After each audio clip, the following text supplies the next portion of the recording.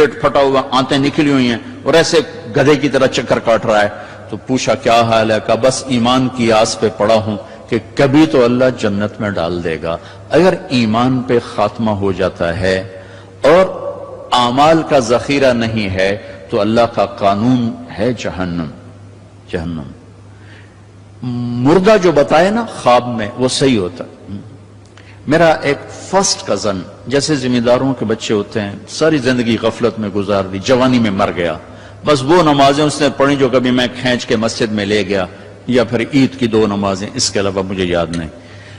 تو میں نے خواب میں دیکھا، میں نے کہا کیا حال ہے؟ تو اس نے کہا آگ کے تندور میں ہوں، آگ کے تندور میں ہوں. اب میرا تو خون، میرا تو چاچے کا تائے کا بیٹا، مجھے تو آگ لگ گئی. میں اس کے لیے پڑھنا شروع کیا، پھر حج کا انتظام کیا. تو حج کے بعد جب واپس آیا تو پھر مجھے نہیں خواب آیا، ایک اور ساتھی کو خواب آیا کہ طارق میاں سے کہو تمہارا تحفہ مجھے مل گیا، وہ جو میں نے حج کروایا اس کی طرف سے. تو اللہ تعالیٰ کا فضل ہے کہ اس نے یہ بھی رکھا اس امت کے لیے کہ مرنے والوں کے لیے ایصال ثواب کرتے رہو تو ان کی بخشش کے سامان بن جاتے ہیں. تو اگر ایمان ہے اور عمل نہیں ہے تو سیدھا جنت میں نہیں جائے گا، وایا ہو کر جائے گا. اور اعمال میں میرے عزیزو، میں نماز کی پہلے تھوڑی بات کی تھی. روزے گرمی میں میرا اور آپ کے صبر کا امتحان ہے، میرے آپ کے عشق کا امتحان ہے کہ ہم اللہ کے لیے کتنی بھوک برداشت کرتے ہیں اور اللہ کے لیے کتنی پیاس کو برداشت کرتے ہیں. ہمارا روزہ تو شام کو کھل جائے گا، لیکن میرے نبی کی اولاد نے 72 گھنٹے کا روزہ رکھا تھا اور پیاسے ہی ذبح ہو کے اللہ کے پاس چلے گئے تھے.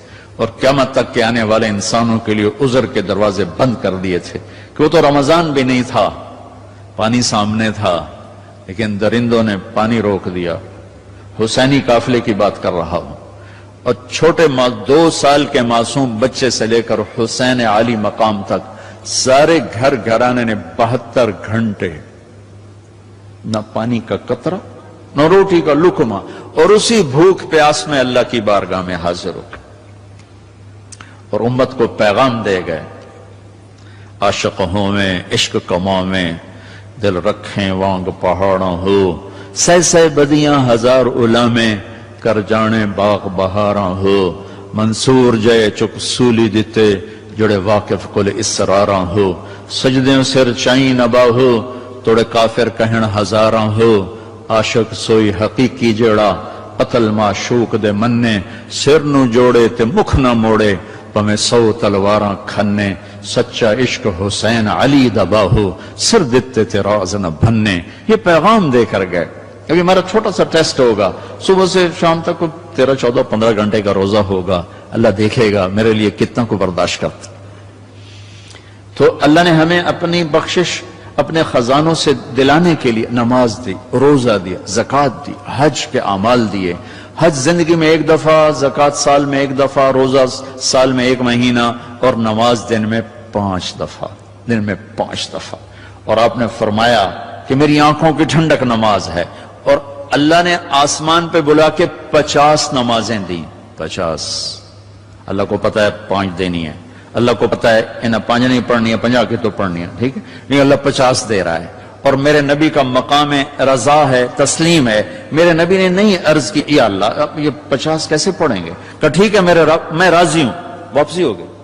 جب اللہ میں نے یہ کہیں پڑھا نہیں واضح کر دوں، لہٰذا میری بات غلط بھی ہو سکتی ہے 100%، اور ٹھیک ہونے کا بھی امکان موجود ہے. کہ جب اللہ پاک نے دیکھا کہ میرا نبی تو تسلیم و رضا پہ وہاں پہنچ گیا ہے کہ سوال ہی نہیں کیا کہ یا اللہ انہیں 50 کتوں پڑھنی ہے، تو انہوں نے موسیٰ علیہ السلام کو آگے کھڑا کر دیا. ہوگا. میں اس لیے کہتا ہوں کہ میرے پاس اس کا کوئی ثبوت نہیں، میرا اپنا ذاتی ایک ذوق. آگے چھٹے آسمان پہ موسیٰ علیہ السلام کھڑے تھے. یا رسول اللہ ملاقات کیسی رہی؟ کہ بڑی اعلیٰ. کیا ہوا؟ کہ 50 نمازیں. ان کا تو کہیں پڑھنی ہی لے، واپس جاؤ تھوڑیاں کراؤ.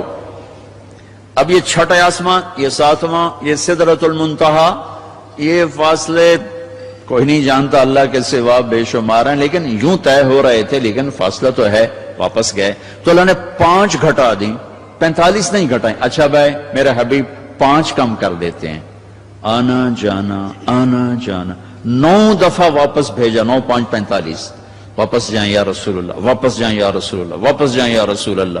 اور ہر دفعہ 5 5 5 5 پہلے 5 کیوں نہیں دی اور واپس گئے تھے تو 45 کیوں کم نہیں کی؟ ہر دفعہ بلا رہے ہیں بھیج رہے ہیں، بلا رہے ہیں بھیج رہے ہیں. اچھا 5 5 5 5 صرف آپ کو نماز کی اہمیت بتانے کے لیے کہ کتنا عظیم عمل ہے. جب 5 رہ گئیں اور موسیٰ علیہ السلام پھر کھلوتے، جی اب کیا ہوا؟ کہا جی 5 رہ گئی ہیں. کہا نہیں واپس جائیں، کوئی نہیں پڑھیں گے. کہا نہیں اب میں گیا تو یہ بھی اڑ جائیں گی، پھر میری امت کا کیا بنے گا؟ مجھے شرم آتی. کہا یا رسول اللہ ایک بات بتاؤں کیا؟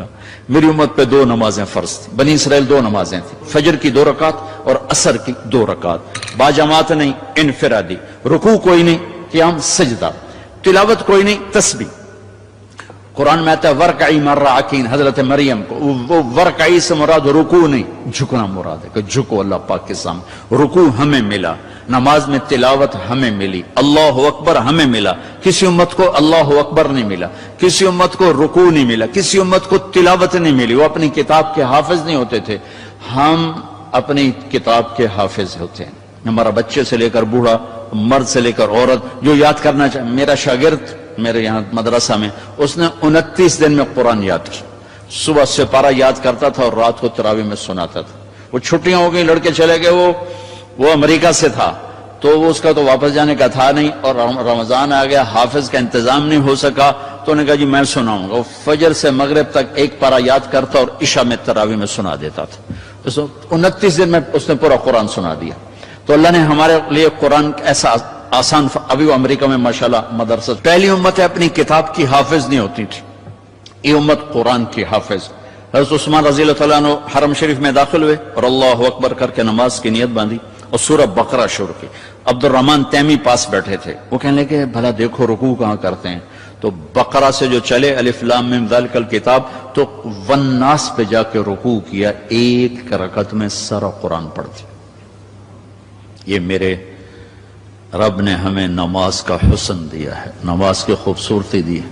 ابو ریحانہ ایک سفر سے واپس آئے تو ان کی بیگم ان کے انتظار میں، اس زمانے میں نہ کوئی موبائل نہ ٹیلی فون، تو انتظار ہوتا تھا. جو جب رات کو بیٹھنے لگے تو کہنے لگے 2 نفل پڑھ لو پھر بیٹھیں گے. ان کہاں پڑھ لو، اللہ اکبر. جو شروع ہوئے چلتے چلتے چلتے چلتے فجر کی اذان پہ جا کے 2 نفل ختم ہوئے. تو کہنے لگے ابو ریحانہ اما لنا من کا نصیب، میرا کوئی حق نہیں تھا. کہنے لگے مجھے معاف کرنا، میں بالکل بھول گیا، مجھے یاد ہی نہیں رہا. کہنے لگے اللہ کے بندے ایک کمرے میں بیٹھے ہوئے اور تم سفر سے واپس آئے ہو. انہوں نے کہا میں بھول گیا، سانو تو نمازاں تنگ کیتے رکھ دی وچ نماز دے یاد آ رہی، اور ایک کمرے میں تمہیں یاد کیسے نہیں آئی؟ کہنے لگے جب میں نے قرآن شروع کیا تو جنت میرے سامنے ایسی آئی کہ مجھے بھول ہی گیا کہ میں کہاں کھڑا ہوا. ہماری یہ نماز چاہے نہ بنے، چاہے یکسوئی والی نہ بنے، لیکن ہمیں سجدے کا حکم ہے. اگرچہ بت ہیں جماعت کی آستینوں میں، مجھے ہے حکم اذان لا الہ الا اللہ. وہ بت میری اپنی آستین میں بھی ہوں گے تو بھی مجھے سجدہ کرنا ہے. میرا دل ٹکے نہ ٹکے مجھے ماتھے کو زمین پہ ٹیکنا ہے اور مجھے اپنے اللہ کے سامنے جھکنا ہے. تو موسیٰ علیہ السلام نے کہا 2 نمازیں نہیں پڑھ سکے، 5 کیسے پڑھیں گے؟ کہ بس جس کا نصیب ہے وہ پڑھے گا، میں واپس نہیں جاؤں گا، میں لے کے جاؤں گا. جب آپ چلے نیچے تو پیچھے سے اللہ کی آواز ہے میرے محبوب ہماری تو پھر 50 ہی ہیں، آپ کی امت 5 پڑھے گی 50 لکھوں گا.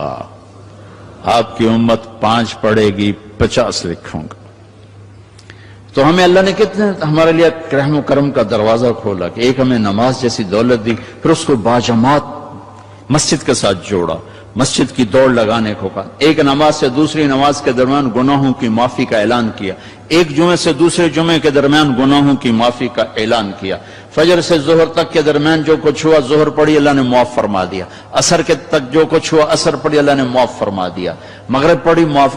عشاء با جماعت پڑھ کے سو جاؤ، فجر مسجد میں جا کے پڑھو، ساری رات تہجد لکھی جائے گی. ایک آدمی تہجد نہیں پڑھ سکتا، کمزور ہے، عشاء با جماعت پڑھ لے، فجر با جماعت پڑھ لے تو ساری رات تہجد میں لکھی جائے گی، ساری رات اس کی عبادت میں لکھی جائے گی. اللہ نے ہمیں عبادات میں نماز اعلیٰ درجے کی چیز دی ہے. نماز کے بعد